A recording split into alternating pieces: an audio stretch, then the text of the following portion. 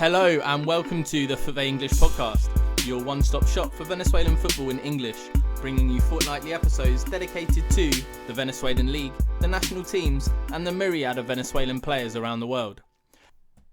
Hello and welcome to the Football English podcast. Today I'm joined by Leonardo Perez, the father of Club Brugge's new signing, Dani Perez, and with Giovanni Spinato, a Venezuelan football agent. Hello Leonardo, how are you?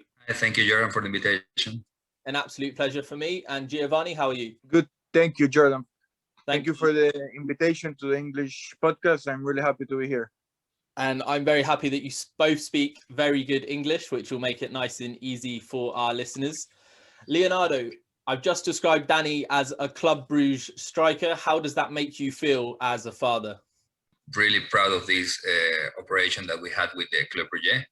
This become my work, for every day here, because I have two sons here in Venezuela playing football since they are kids, and we have to support them every day because they need us.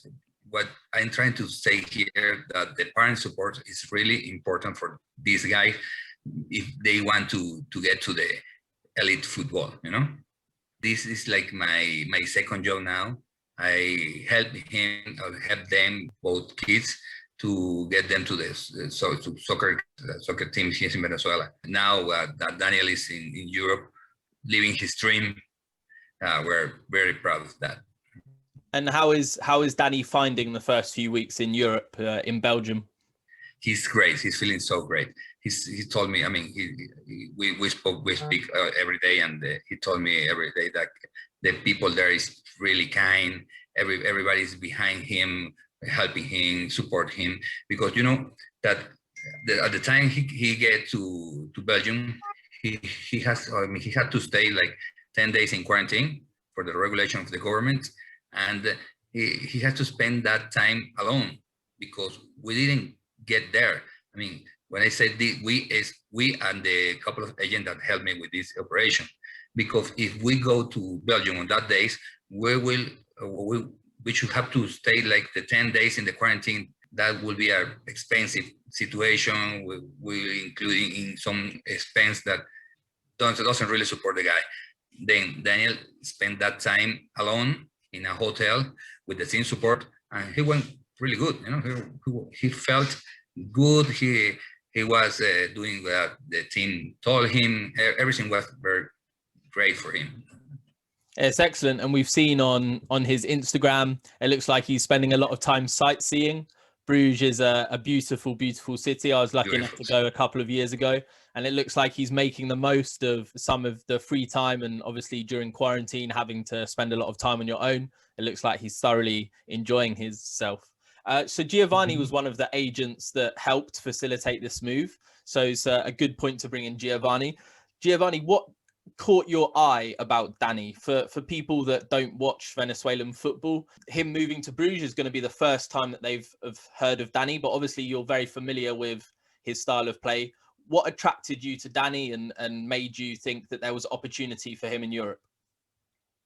Firstly, I follow Dani since the Sudamericano under 15 that was in Argentina, I think so, where he scored 2 goals. Then I watched a couple of games, Caracas with Metropolitanos out. Then in the Sudamericano under 17 is where like he showed himself like the best. And this season with Metropolitanos was really good because he scored like 6 goals, was more attractive to other clubs and other countries. I showed Dani to some other bigger agents here in Europe, and he claimed interest really fast. I remember I was with Shane Rocco, that he works for Stars and Friends, and they have like a platform where they have like 50, 100 requests for many clubs. And we saw the request of Brugge searching for a national team striker 2002-2003. And Dani was the main guy in the characteristic because he's tall, national team experience in first division. And at the beginning, it was like we just sent the profile. We didn't knew that they will get the interest so fast because everything happened so fast. Yeah, and that season, the 2020 short season towards the end of the year in October and November into the beginning of December, I think maybe a standout performance for Dani was the victory over GV Maracay. 4 goals for Yeah, the hat trick. Metropolitanos. Four goals, 3 scored by Dani and the other one was assisted. So that really was maybe in years to come. Hopefully Dani has a fantastic career. He's the next Salomon Rondon for the national team. And we'll look back at that game against GV Maracay and say, that's when people took notice.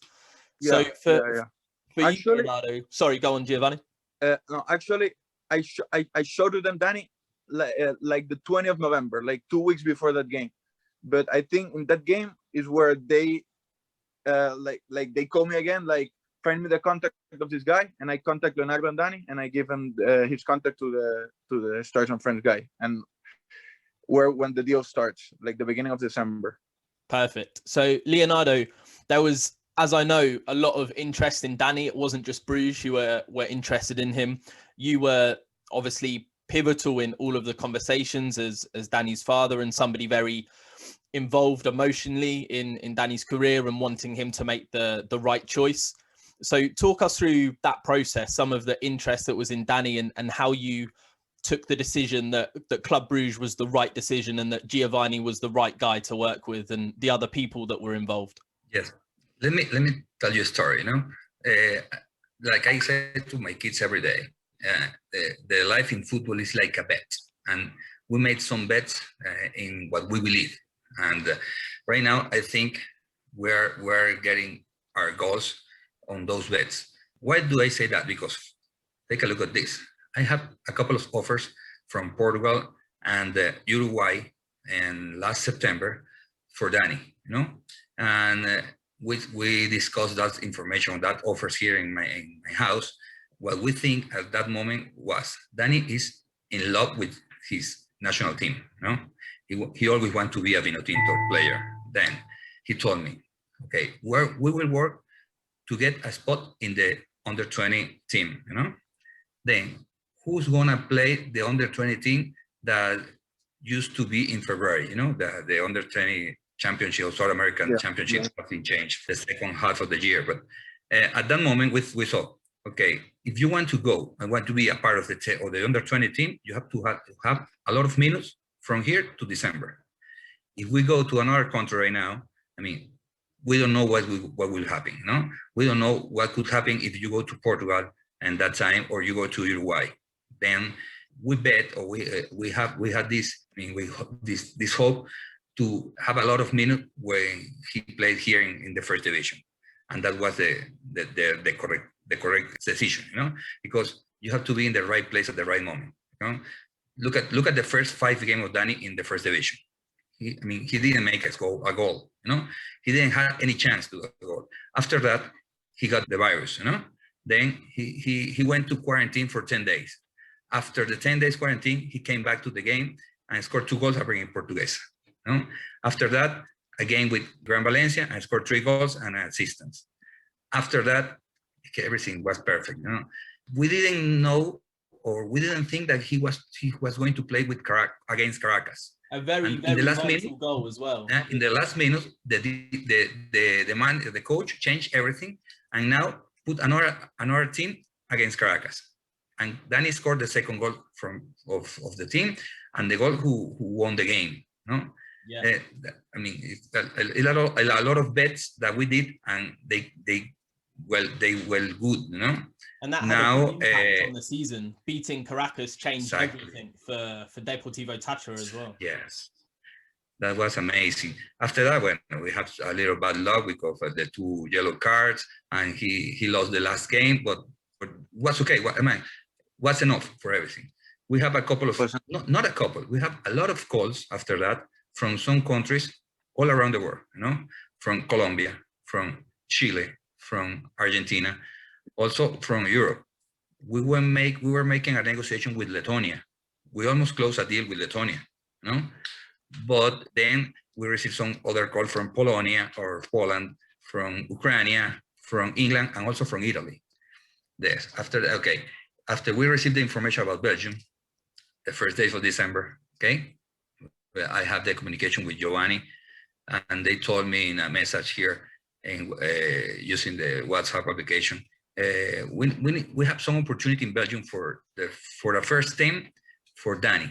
Oh, that's what we were looking for, because we know that we don't have any European passport. Okay, we only have the Venezuelan nationality, and this is a little bit hard to get in the Europe football if you are only Venezuelan. After that, there are only two countries that could be our objective if we want to go to Europe. That was Portugal and Belgium. After we received the information about Belgium, we focused all of our attention in this opportunity. Okay, we began to negotiate the contract, the conditions, the salary, opportunity, because they told me we really need this guy in our team, because if you know, our players need to be changed in the near future. No? Then we need these young guys to support these old players that we got in the first team, and to get that spot for the future.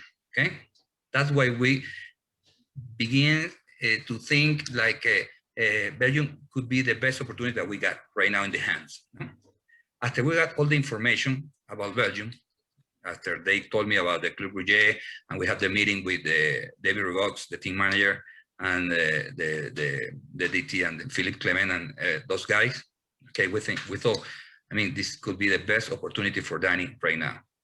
We went to the Metropolitanos team and talked to him, to the president, Juan Carlos Ferro, that's a really good guy.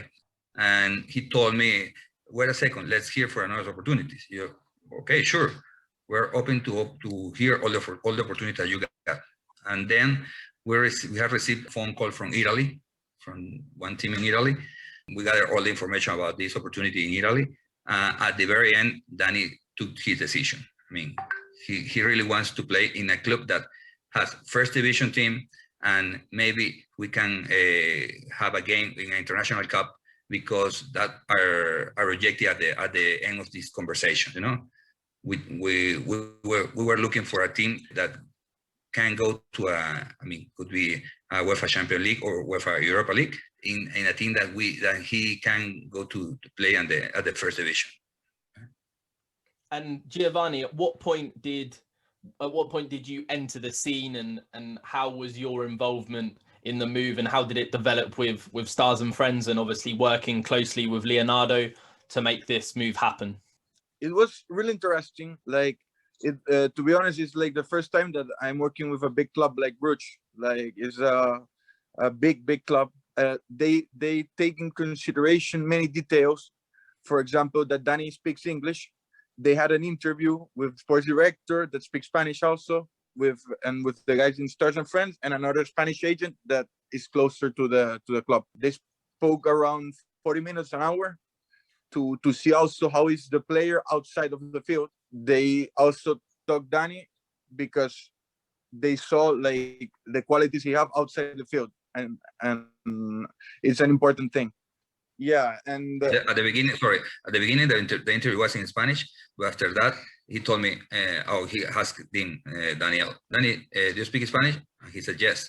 Okay, let's continue the interview in English, just to see how's your English. And Dani defends herself very good. And that was a surprise. He didn't know that was coming. I was really surprised for the team, yes.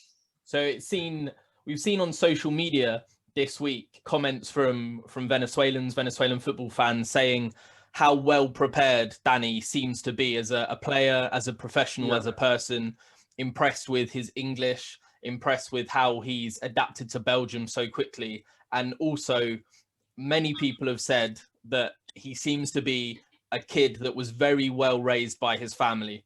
That must make you just as proud as people saying that he's good at football, people recognizing how close you are as a family, and how well raised and educated he is. Yeah, that's correct. That's what I told you.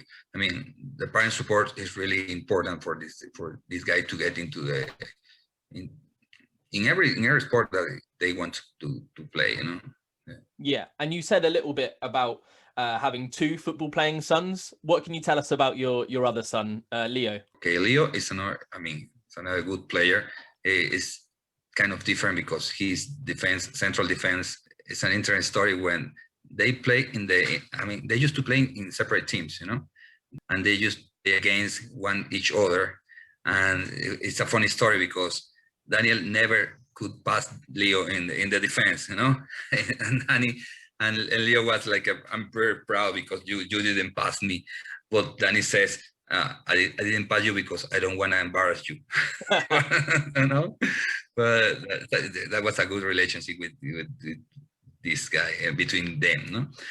Yeah, and so Leo's 17, and obviously we know this season in Liga Football there's going to be a rule where every starting 11 must contain at least one under 20 and one under 17, and obviously Leo qualifies Correct. for that under 17 rule. So hopefully there's an opportunity for many minutes in the first team. And you said he's got a very interesting profile. He's taller than Dani, and Dani is a tall guy. And also you said Leo's got quite a bit of pace about him, quite a fast player. So that combination of speed and height for a centre back is going to make him just as interesting a possibility for Europe in the near future. And Giovanni, I know that you've got ambitions to facilitate more Venezuelans into Europe. It's something that many Venezuelan football fans want for their players, for them to be in the best leagues in Europe, and also to sort of cut out that middleman being players from Venezuela going to other South American countries first and then going to Europe, which, you know, sees the Venezuelan club sort of lose out a bit financially, and also can stall that player's career a little bit. So what ambitions do you have on a personal level for getting those Venezuelan players into Europe? Yeah, to be honest, many. It's like the Venezuelan market right now is growing a lot. Like every year, more Venezuelans are going overseas to play. The Venezuelan player is good and cheap compared to other South American players, and there's opportunities in a lot of places. The owner of Stars and Friends was really happy with the Dani deal, and he would like to bring other players to Europe. The bigger markets of Stars and Friends are in Austria and Slovakia. So maybe in this country we will see another Venezuelans. Right now I'm working with another player in Malta, first division, and one that will go soon to Slovenia in second division. Okay, and we know that there's challenges unique to Venezuela just as a country, but also in the football. Without naming any players, because that would be unfair, there are situations that inhibit some players that have great potential going to Europe. Like we know, for example, there's players that don't have a passport, and there's players who are badly managed by, you can't really even call them agents. Sometimes they're just badly advised by people that they trust. What are some of the other problems with Venezuelan players, the young players? Many of the Venezuelans, like the 90% of the players, don't speak English, and that's a big problem for them. Also the cold. Dani was talking about the weather, that in Venezuela is always like 20-25 in every city, almost every city, and here in the winter it's like -5 or -10, and it's just hard, the adaptation. I think that's two things is the main, the language and the weather. More the language. I mean you have to have a strong mind, you know. Have to be strong in those conditions that you're gonna front in those kind of countries, because you're gonna front the main problem here is the language. If Dani didn't speak English, this opportunity there could be a very dangerous for him. And as Giovanni said, the weather. He told me the first day that, oh, I'm freezing, my hand are freezing. He has to go. I mean, he went to the mall in the first day to get some clothes for the club. So for the cold, you have to be a strong mind to adapt to that situation.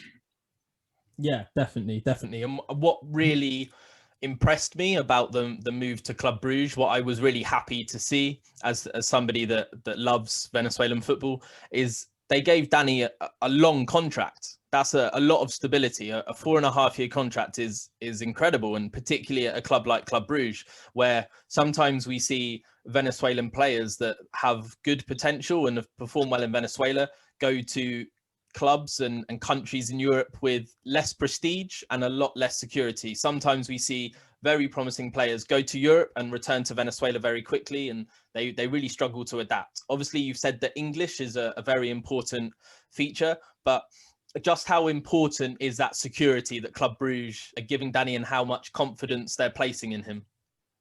I mean, that's what our first goal also was, that we were looking for a long-term contract, not a loan, not maybe you will stay here for 6 months and after that we will see. No, we didn't look for that, because we thought everything that, or we thought always that if the team, I mean, get a player for free, it's very hard for him to play a lot of minutes there. But if you pay for the guy, I mean, you have to put it on the field.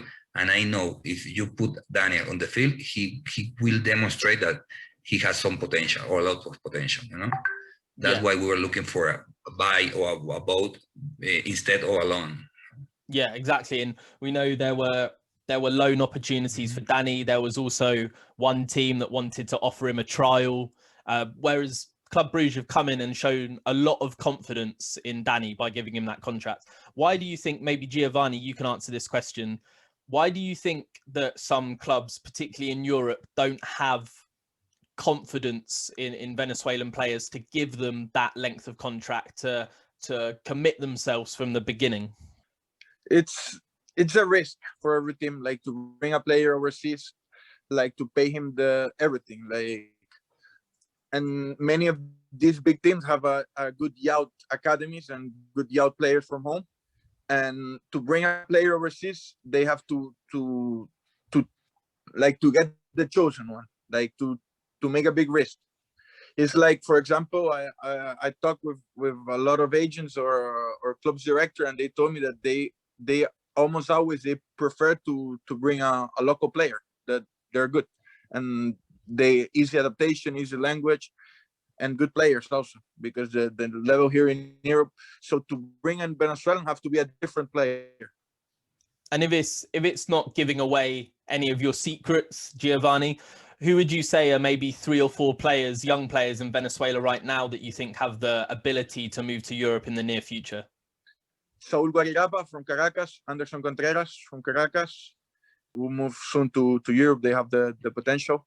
Also Junior Perez from Zulia, I think will be the further movements soon.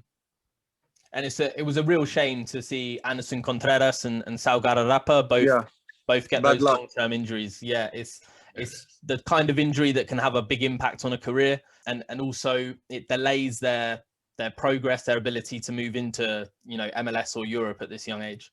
One thing that would be interesting to ask you, Leonardo, what is your opinion on Venezuelan players going to MLS or USL? Because I've spoken to a number of players myself directly, some of which that Dani's played with at club level and for Venezuela's under-20s, as well as speaking to general managers and presidents of clubs. And I was quite surprised that there's still quite a negative view held by many about MLS, because obviously historically it's had a reputation for not being a great league to go to. It's where aging players go for a last paycheck. It doesn't offer opportunity. But I think most of the footballing world are starting to realize that there's a lot of potential and growth available to players by going to MLS, because they invest a lot of money in facilities. A lot of science is going into how they assess players, how they help them develop. But still, I've spoken to many in Venezuela that still have a negative view. Why do you think that negative view still exists? Yeah, I think this is changing right now, but it's about the reputation on the history. You know, Daniel had an opportunity in US 3 or 4 years ago. You know, and we declined that opportunity because of the reputation of the MLS. You know, like I say, this is changing right now because there is a lot of group investing in the US football. It's like when you talk about baseball and you have the Major League Baseball in the United States, these big teams in the United States has some schools in South America when they send a player to the US to get used to this new kind of football. I mean, this is changing right now. That's why a lot of people this year is moving to the US, but it's all about the reputation that he had, because in the last few years, you saw always like in the MLS team, only old players, only retired players, When the player wants to retire, he goes to the US and earns some other money there and play for the last 2 or 3 years. But I think like, do you remember that US didn't go to the World Cup last time, no? After that, the US is changing everything. The US football has to change everything just to not get again in that error when they missed the World Cup. And talking about national team football, I think it's only right to talk about Venezuela's current under-20 generation, not just because Dani's part of it, but because it has a lot of promise. Mm-hmm. How this year is going to play out, nobody knows yet. Obviously, the South American Championship is currently delayed. We don't know when or where or if it will get played. But that under-20 generation is very, very talented. And that's coming 3.5 years after the under-20 generation that got to the World Cup final against England and, came close to taking the lead and eventually lost 1-0. How has Venezuela made that progress? Why are we seeing it seems at the moment, a constant improvement from generation to generation over the past 6-7 years? This generation, 2001, 2002 is so big. I think there are more than 100 players playing first division under 20. That's a lot. That's also for the rule of you have to fill at least 2 players 2001 or younger. And also for the teams, it's cheaper to have young players than old players. Old players have bigger salaries, and the situation in Venezuela is really hard for clubs. And they prefer to bet on young players. Teams like Deportivo La Guaira filled like 6 2001 players in one game as starters. Yeah, La Guaira did it well with their young players in 2020.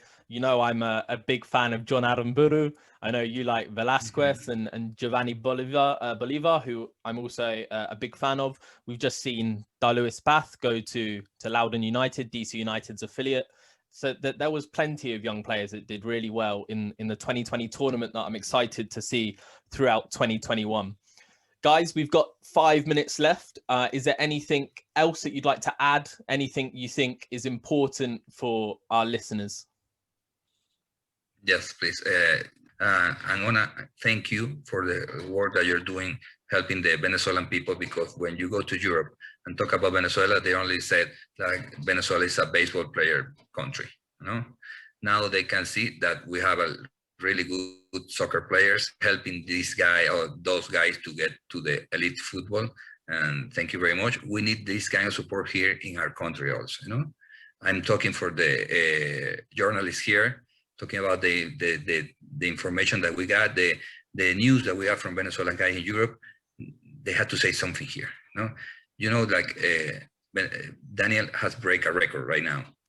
Yeah, and we've seen, obviously you spoke to Mario Sanchez earlier in the week, and he's somebody that does his best for Venezuelan football. Mm-hmm. He's deservedly got a very big following on Twitter, and that's data that he helped me find out, and obviously he publicized it very well. But yeah, like you say, the media haven't reported on it yet, which is a real shame. Thank you very much for your kind words. I really enjoy. Yeah, Mario Sanchez is in Colombia, no?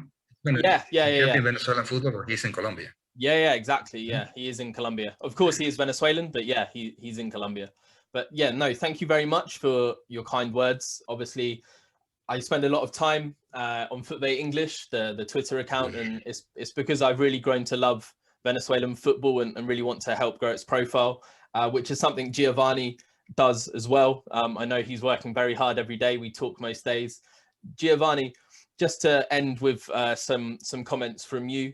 The same question, really. What do you want people to know about Venezuelan football? What do you want people to see when they think of Venezuelan football? What do you want them to feel and think? Venezuelan football is growing a lot. Like every day, more young kids play more soccer than baseball, for example. It's cheaper to have a ball. and 20 people plays in base where you need more stuff. I think we will go to the World Cup soon. I hope to the next one. Yeah, I hope so. Qatar 2022. That's what everyone's working towards. Guys, thank you very much for joining me. Listeners, I hope you've enjoyed this episode. Very, very interesting to talk to Leonardo and Giovanni and find out what goes on behind a transfer. Lots of people spend plenty of time on social media speculating, gossiping, wondering what's next. But there's a lot of work that goes on behind the scenes to make a move happen. And it was great for you two to give us that insight and be really honest and open about how it works.